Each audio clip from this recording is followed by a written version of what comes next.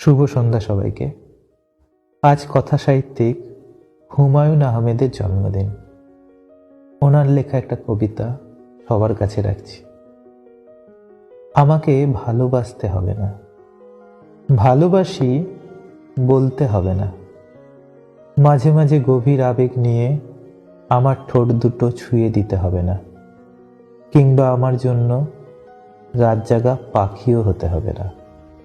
অন্য সবার মতো আমার সাথে রুটিন মেনে দেখা করতে হবে না, কিংবা বিকেলবেলায় ফুচকাও খেতে হবে না।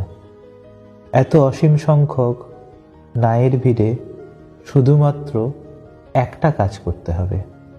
আমি যখন প্রতিদিন একবার ভালোবাসি বলবো, তুমি প্রতিবার একটা দীর্ঘশ্বাস ফেলে একটুখানি আদর মাখা গলায় বলবে, পাগলি।